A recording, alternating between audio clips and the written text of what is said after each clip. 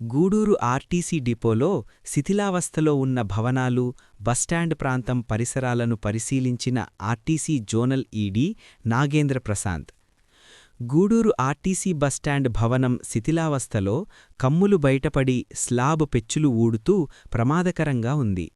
RTC bus stand ప్రాంతమంతా దుర్గంధంతో వెదజల్లుతూ bus stand చుట్టుపక్కల పరిశుభ్రత లేదు.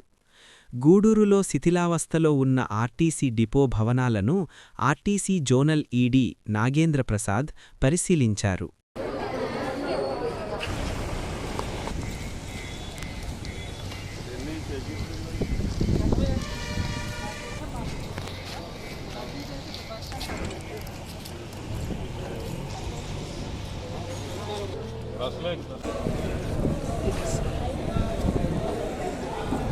ఓకే అండి, థ్యాంక్ యూ. Okay sir.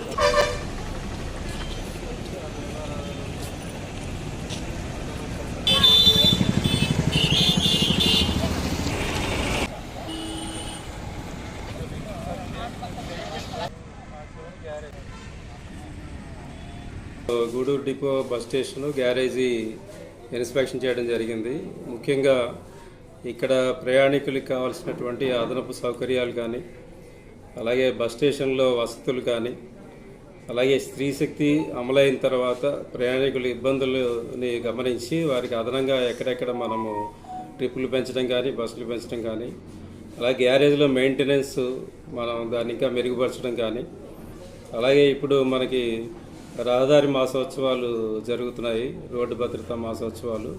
దాంట్లో భాగంగా ఇక్కడ ప్రమాదాలు తగ్గించడానికి తీసుకుంటున్న చర్యలు ఇవన్నీ చూసి వెళ్దామని రావడం జరిగింది. ముఖ్యంగా ఇక్కడ గ్యారేజీలో కొన్ని ఇన్ఫ్రాస్ట్రక్చర్ డెవలప్ చేయవలసి ఉంది.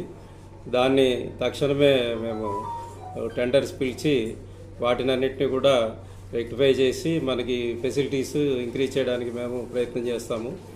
అలాగే బస్ స్టేషన్లో వసతులన్నీ కూడా చూసి ఆర్ఓ వాటర్ కానీ, కూర్చోడానికి ప్రయాణికులకి సీటింగ్ కానీ, ఫ్యాన్లు కానీ, అలాగే టాయిలెట్స్ మంచిగా పెట్టేటట్టు ఇవన్నీ కూడా తనిఖీ చేసి వాటన్నిటినీ కూడా స్టాండర్డ్గా ఉండేటట్టుగా మేము తీర్చిదిద్దుతాము. అలాగే ప్రయాణికులకి అనుగుణంగా వాళ్ళకి కావాల్సినటువంటి ట్రిప్పులు కానీ, బస్సులు కానీ, వాళ్ళకి ఏ టైంలో ఎక్కువ మంది ప్రయాణం చేస్తున్నారో చూసి దానికి అనుగుణంగా మేము అదనపు సర్వీసులు కానీ, ట్రిప్పులు వేయడానికి కానీ ప్రయత్నం చేస్తాము. ఏమైనా కానీ లోకల్ ప్రయాణికులు అలాగే రిప్రజెంటేటివ్స్ మాకు చాలామంది ఇక్కడ కావాల్సినటువంటి సర్వీసుల గురించి మాకు ఆల్రెడీ రికమెండేషన్లు ఇవ్వడం జరిగింది. అలాగే మా కండక్టర్ డ్రైవర్లు కూడా ఫీడ్బ్యాక్ ఇచ్చారు ఏ రూట్లో ఎక్కువ ఇబ్బందులు ఉన్నాయని. వాటిని అన్నింటినీ అధిగమించడానికి మా వంతు ప్రయత్నం చేయడానికి ఈరోజు రావడం జరిగింది.